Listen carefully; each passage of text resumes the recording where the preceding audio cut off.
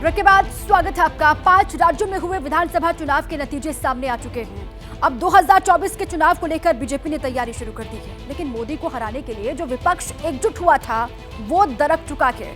अखिलेश यादव पहले ही इंडिया गठबंधन से किनारा करने के संकेत दे चुके हैं। अब ममता बनर्जी ने भी कहा है कि उन्हें 6 दिसंबर को जो बैठक होने जा रही है उसके बारे में जानकारी नहीं है।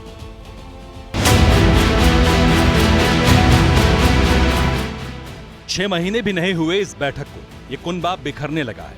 यूं तो शुरुआत 5 राज्यों के चुनाव से पहले हो गई थी, जब अखिलेश यादव ने हाथ झटक कर लीग से अलग अपनी साइकिल लेकर निकल पड़े थे। मगर एमपी, राजस्थान और छत्तीसगढ़ में कांग्रेस को झटका लगते ही बड़ा असर दिखने लगा है। मल्लिकार्जुन खड़गे ने 6 दिसंबर को जो बैठक बुलाई है इंडिया गठबंधन की, उससे दीदी ने दूरी बना ली। ये तारीख की मीटिंग में टीएमसी की तरफ से कोई जाएगा कि नहीं जाएगा? मेरे को पता जिसमें नहीं है उसमें आप क्यों हमको पूछ रहा है? मेरे को पता नहीं है, मेरे को जानकारी नहीं है।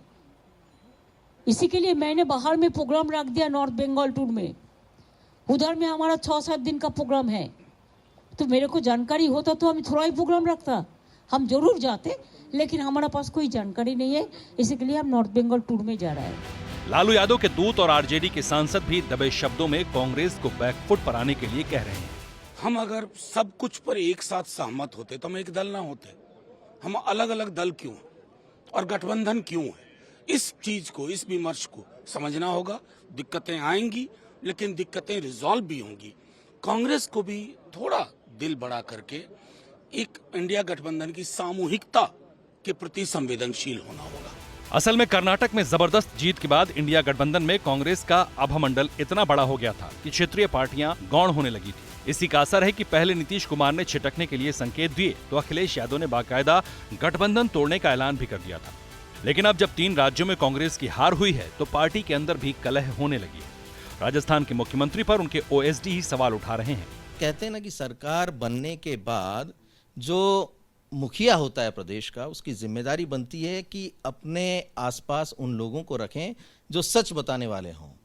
पर धीरे धीरे भीड़ उन लोगों की हो गई जो सिर्फ चापलूसी करना जानते थे, और चापलूसी के बलबूते ही उन्होंने ऐसे लोगों को मुख्यमंत्री जी से दूर करने का प्रयास किया जो हमेशा सच बोलते थे। इस पर कांग्रेस के अंदर से ही तुरंत पलटवार हुआ। किन चापलूसों से घिरे हुए थे मुख्यमंत्री जी? अशोक गहलोत जी मुख्यमंत्री रहे, किन चापलूसों से घिरे? उनमें लोकेश शर्मा खुद नहीं है जिनसे वो घिरे हुए थे? और उनको अगर कोई शिकायत भी थी लोकेश को, तो उनको 25 सितंबर के बारे में अगर उनको लगता था कि अशोक गहलोत जी ने गलत किया या करवाया, उसे तो टाइम छोड़ देते, तब भी वो अपने आप को कांग्रेसी मान रहे थे। इस सब के बीच सचिन पायलट ने आरोपों को गंभीर करार दिया है। सर, जो उनके उस दिन बोला लगता है आपको कहीं कुछ तथ्य में दम है, क्योंकि तुरंत उन्होंने इस तरह की बात निकाली।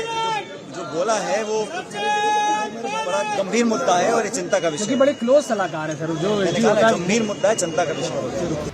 जाहिर है हार के बाद कांग्रेस के अंदर से अपनों के लिए उठ रहे अविश्वास में लिपटे ये सवाल ही इंडिया गठबंधन के अस्तित्व पर सवाल उठा रहे हैं। ऐसे में जब इंडिया गठबंधन में आर पार जैसी स्थिति है तो मोदी के समर्थकों में 400 के पार वाला आत्मविश्वास अति पर पहुंच जाता है।